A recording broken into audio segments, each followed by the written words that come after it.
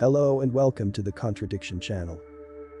My name is Michael and in today's video we will touch on the topic of war and why war is commonplace, talk about the causes and methods of countering it.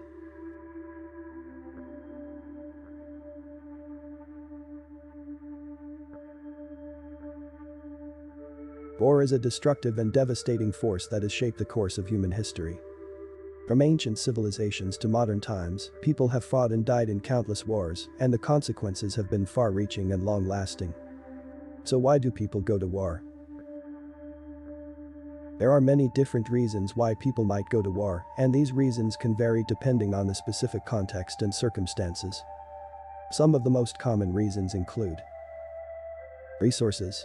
One of the most common reasons for war is the desire to gain access to resources. This can include things like land, water, oil, minerals, and other valuable commodities. In some cases, people may go to war in order to take control of these resources or to prevent others from gaining access to them. Ideology. People may also go to war over ideological differences. This can include things like political ideologies, religious beliefs, or cultural values. When people feel strongly about their beliefs, they may be willing to fight and even die in order to defend them. Nationalism. Nationalism, or the belief in a strong and unified nation, can also be a factor in going to war. People may feel a strong sense of loyalty and pride in their country, and they may be willing to defend it against perceived threats or attacks. Revenge. Sometimes, people go to war in order to seek revenge for a perceived wrong or injustice. This can be driven by personal grudges or grievances, or it can be more broadly motivated by a desire to right a wrong that has been done to a group of people. Power. In some cases, people may go to war in order to assert their power and control over others. This can be driven by a desire for dominance or prestige, or it can be motivated by a belief that it is necessary in order to protect one's own interests. Self-defense.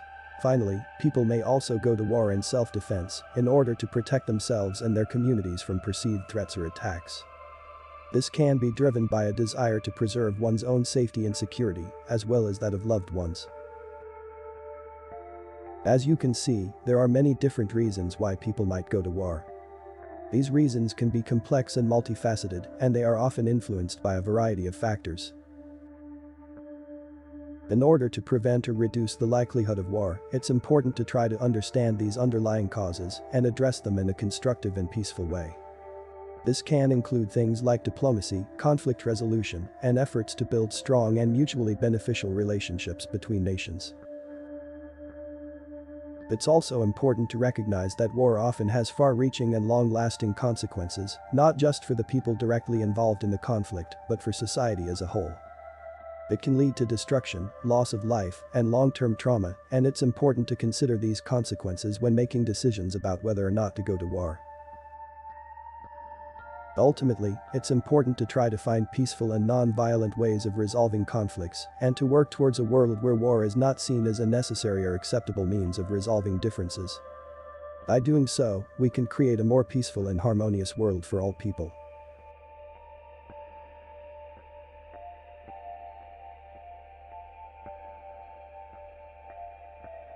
Now let's talk about avoiding wars and what we as humans can do to prevent conflict.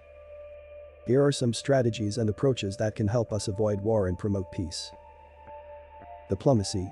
Diplomacy is the process of resolving conflicts and disputes through negotiation and dialogue.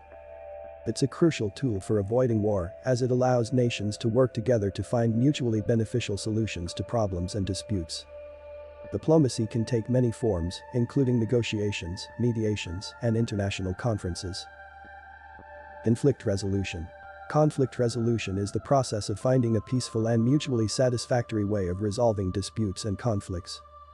It can involve techniques like negotiation, mediation, and compromise, and it can be used to address conflicts at all levels, from individual disputes to international conflicts. Education. Education is a powerful tool for promoting peace and understanding between different groups of people. By teaching people about different cultures, histories, and perspectives, we can help to build understanding and tolerance and reduce the likelihood of conflict. International organizations. International organizations like the United Nations play a crucial role in promoting peace and stability around the world. These organizations work to address global challenges and conflicts and to promote cooperation and collaboration between nations. Military deterrence. In some cases, military deterrence can be an effective way of preventing wars. This involves using the threat of military force to discourage other nations from attacking or invading. While military deterrence can be controversial, it can also be a necessary measure in certain circumstances. Economic incentives. Economic incentives can also be used to encourage peace and discourage war. For example, nations might offer financial incentives or trade agreements to encourage peaceful relations, or they might impose economic sanctions or boycotts as a way of punishing aggressive behavior. International law. International law is a set of rules and principles that govern the behavior of nations and individuals in the international community. It can help to establish standards of conduct and to hold nations accountable for their actions, which can help to prevent conflict and promote stability. Human rights. Protecting and promoting human rights is also crucial for promoting peace and stability. When people's basic rights and freedoms are respected, they are more likely to feel safe and secure, which can reduce the likelihood of conflict. Community building. Building strong and cohesive communities is also important for promoting peace. When people feel connected to and supported by their communities, they are less likely to feel isolated and more likely to work together to resolve conflicts peacefully. Personal responsibility. Finally, we all have a role to play in promoting peace and avoiding war. By taking personal responsibility for our actions and working to understand and respect others, we can contribute to a more peaceful and harmonious world. By using these strategies and approaches, we can work towards a world where war is not seen as a necessary or acceptable means of resolving conflicts. By fostering understanding, cooperation, and mutual respect, we can create a more peaceful and harmonious world for all people.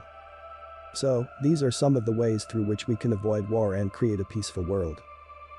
And finally, I would like to wish you that you would never be touched by those terrible events that we talked about today. Take care of yourself and your loved ones. If you like the video, then you can like and subscribe. We will have many more interesting and exciting videos. Thanks for watching.